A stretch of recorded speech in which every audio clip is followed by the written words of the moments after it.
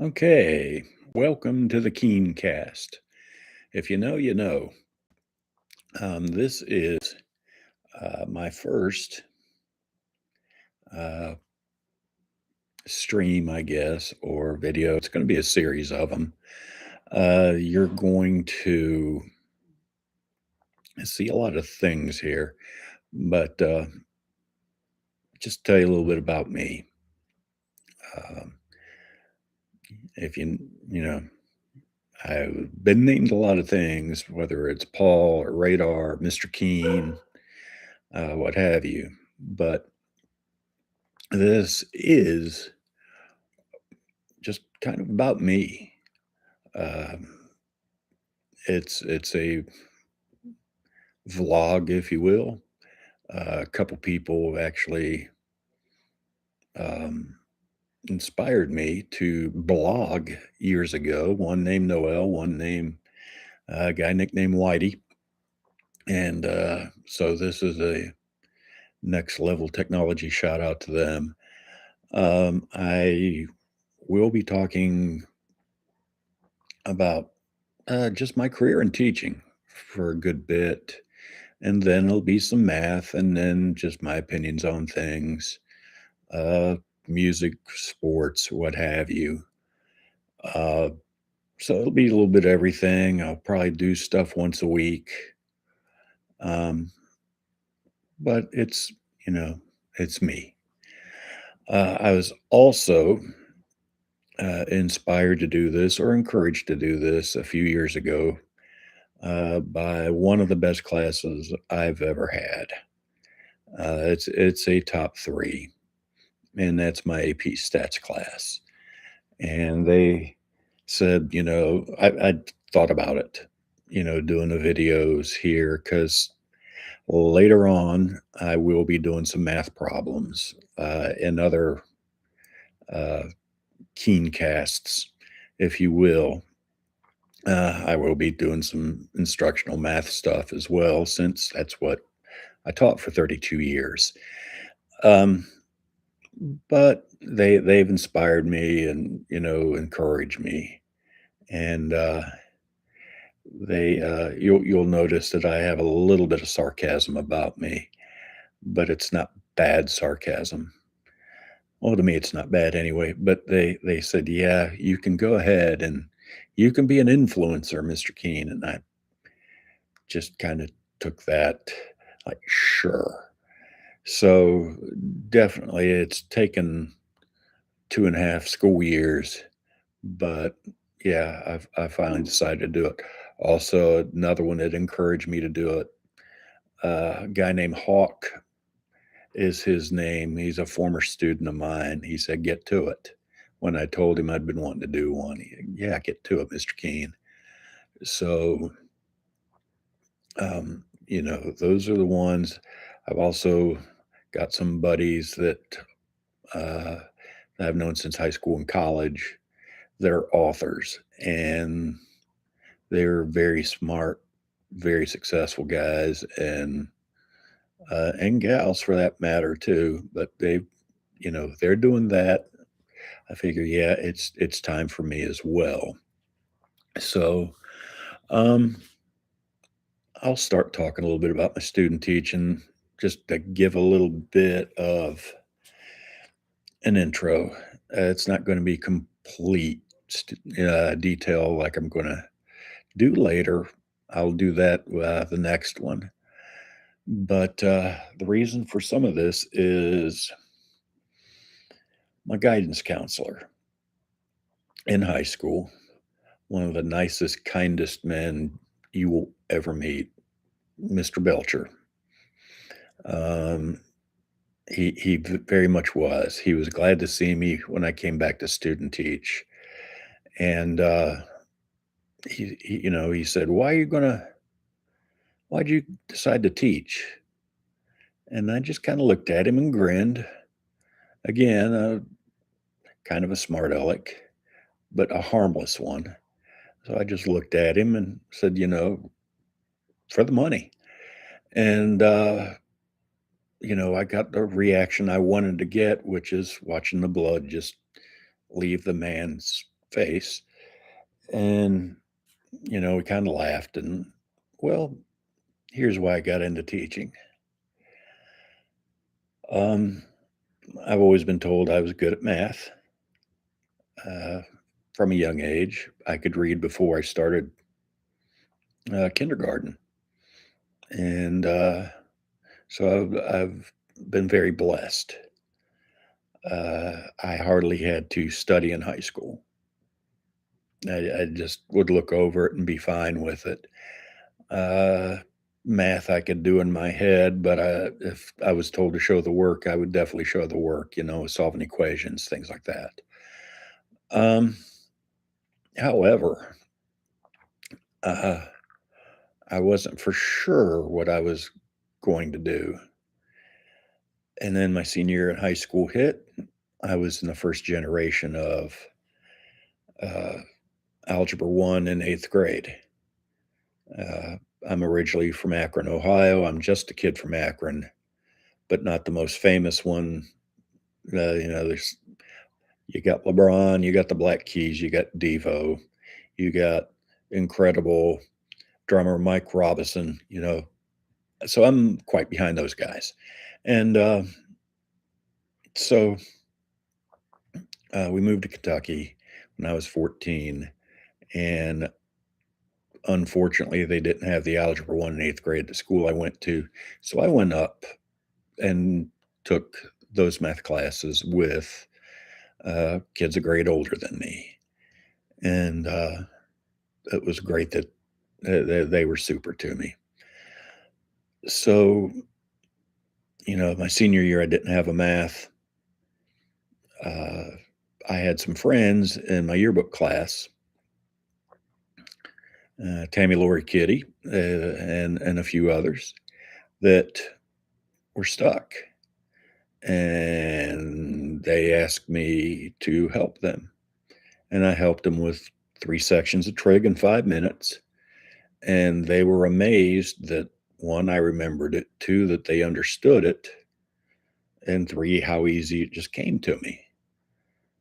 And that was kind of when I got struck by the teaching bug, because they said, wow, you're good. So that's when it just kind of hit me to teach. And I like the high level stuff. So um, that's what it was. It was helping others, and it felt good, and they understood. Later on, I would realize that was something called peer peer tutoring, that I could say something and the teacher would say the same thing, and students would look at the teacher and say, why didn't you tell us that to begin with? So, but anyway, that kind of gave me the want to teach. So back to my guidance counselor. You also have a lot of asides in here. Um, and tangents, pardon the pun, please. But that was in 1989 when I had jokingly told him that I got into teaching for the money. Well, fast forward to 2005. I went to Kentucky for an uncle's funeral. And that guidance counselor, he was also a preacher. And I saw him, ran into him, there at church, and spoke to him and talked to him. And, I wanted to thank him for being such a great guy and a great influence, like you do with all your teachers or counselors. And, he let me teach his son, for goodness sakes. But he had just retired. And I said, Mr. Belcher, congratulations on your retirement. You're a great man, great career. How's your son doing? I know he's doing well. And he looked at me and gave a good smile, and like he always did. And he said, I'll tell you something. when it comes to retirement, you'll only remember the good stuff. And yeah, that was over 20 years ago that he said that to me, but it stuck with me. And when I talk about my teaching career, I am going to talk about the good stuff. And there are plenty of reasons for that. One, I was blessed to have the career that I did for 32 years. Uh, the positive stuff doesn't mean that I was perfect by any means. Oh, wow. That doesn't mean that at all. Those who have me for a teacher know that, yeah, self depreciation is definitely there with me. So, um, but as far as the positive stuff, a lot of it is perspective. I mean, I had some rough years. I had some rough kids. You know, one school I was at, um, I had 18 out of 32 students that went to expulsion hearings the first semester. And that's when I was a veteran teacher, with not a whole lot of support from administration. So, I mean, yeah, I could talk bad about that. I could talk bad about um, how fellow teachers weren't nice to me with things that they did. Students, same thing. But there's so much good you can pull. And I definitely prefer to pull the good things out. You need to do that with life. I'll give you an example. I taught eighth grade at this one school, and I had a student last day of school. He wasn't being very good. We'll just kind of put it like that. And I had him go to another room for the rest of the day. For the rest of the day, didn't write him up or anything, just had him go to another room and be there. Well, it was time to go home. And he was a smart kid, very smart kid. And he came up on the last day just feeling very sad.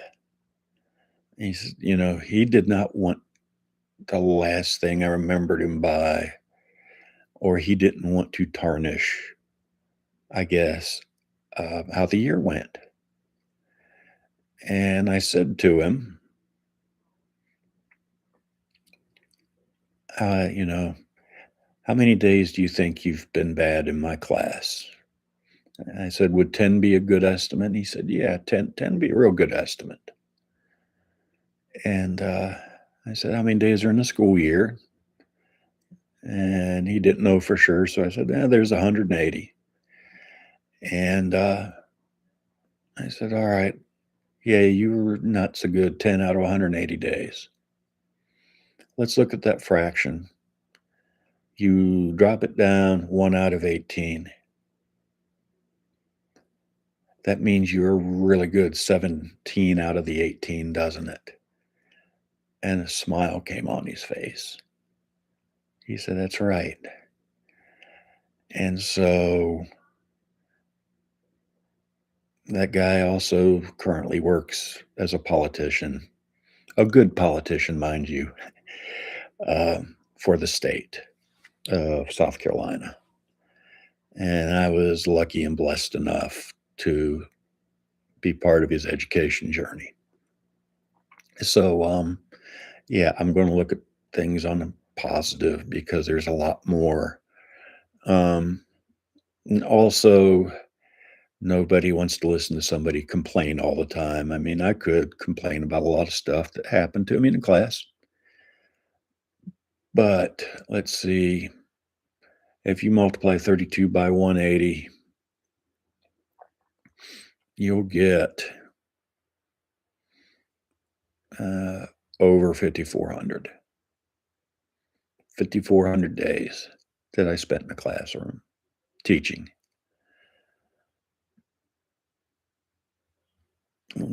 Out of 400 days, let's say there's 400 bad days, there's still over 5,000 good days. And I prefer to think of that. 50 out of 54, if you're on the 10-point grading scale, is still an A. So again, I prefer to look at the good because there's a lot of good. Um, it is easy to look at the bad. It's very easy. I've had things happen to me that you'll probably hear about later, that have been very bad, and so you'll be hearing that. One thing I like saying is, if you need help, ask for it. That's not just for the classroom. That's in life. That's on your job. That's with your spouse. If you need help, ask for it. Mental health is a big thing. Do not feel ashamed or have too much pride to talk to a therapist. It doesn't matter how smart you are. It does not matter what your status is. If you need help, ask for it. So I will be saying that a good bit. I've had arguments with parents about how I've taught at times. And, I'll say, as your child, did they ask me for help? And, sometimes they did, sometimes they didn't. And if they still didn't understand, they wouldn't follow up. I mean, keep asking. Keep asking. If you need help, ask for help. So, um, all right.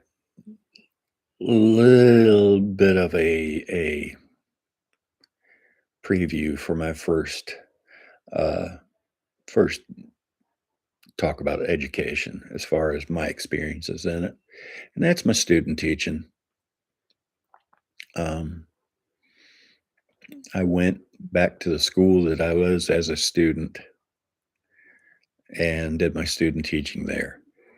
The junior high and senior high were on the same grounds, and so those that were in eighth grade, they already knew me. They you know they knew me as I was senior class president, and just you know I was the geeky guy that um, would was just there. So they I already had a reputation, and it was interesting wanting to shed that reputation a little bit. Now, the reputation wasn't bad by any means. I was a smart aleck, but a harmless one. Very much a harmless one because, it was me and my friends. We were in the top 10 in our class and stuff. So we were smart, but we didn't think we were better than everybody by any means. We just all got along good. So anyway, getting rid of trying to be Mr. Keen and not being called by, Radar, which was the name I was given as an eighth grader when we moved there. So I uh, I was very lucky and very blessed with that experience just as a student teaching. Again, I had the guidance counselor's son. I had the guy that I taught under, my mentor teacher. Big shout out to Frankie Johnson, R.I.P. Um, I taught his son, and they uh, they were good kids. I had some outs. I did. I had a great student teaching experience. I mean, my day started out. I'm usually not going to name students with this. Uh, One is I might get it wrong. Two is with all the thanks and everything, I might skip one, and I know that being skipped isn't very. It doesn't make you feel good. I would on things when you're not mentioned. So um, anyway, my first period class was an Algebra 1 class, and mostly freshmen. They were very sweet kids. They were very good kids. Um, they very much had my back. When I when I had them on the last day do a grade me or something, or or can we or predict what I would be doing. They did predict that I would be a reindeer farmer and take care of the stables. So, but they were very good. They were very smart. They were very sweet. And then second period came in. You could easily say ditto. Um, they were great kids. I mean, well, I had four algebra ones in a trig, and second period was algebra one, super fun, great kids. Um, a couple of them wanted my phone number after I got out of there and went somewhere else to teach full time, and they they got my number. They called me, and instead of talking to them, I handled it wrong because of I I I had I was dating somebody and I just handled it wrong. So um that was a couple years down the road. They were like sophomores in high school, and I was in my 20s. So anyway, that was second period. That was also the one that I had the two sons in, and they get along good. Third period was a trig class. There's some brilliant kids. I had all four valedictorians in there, and they were just all very smart. I will talk about a little practical joke I did play on them. It wasn't bad. It wasn't really harming, but it did happen. And then we had an algebra class that had a non-positive student in there, and then had a planning period. And then also there was like a 15 minutes. It was really neat. They would have like a snack break, and then the kids would go somewhere where they sold them. They sold candy bars, sold actual caffeinated beverages, and that had sugar in them. Yes, it was Pepsi country, so lots of Pepsi and Snickers and stuff. And then the last period of the day, another algebra one. So again, it was a lot of fun. I thought I was set for the next 30 years that everything would be that way, that the kids would be good for the most part, and um, things would just take care of themselves. Well, life gives you some changes, and we'll be talking about that. So So yes, we'll be, you know, hopefully I will be having a document camera hooked up later on, doing some math stuff. And if you notice behind me here, as far as yes, I am a big music fan, and I'll probably be talking about that a little bit too. So, again, if you need help, ask for it. And ma- make sure that you do that. And thanks for uh, thanks for watching. This will be uploaded to Facebook. So you have a good one. And again, this is the KeenCast.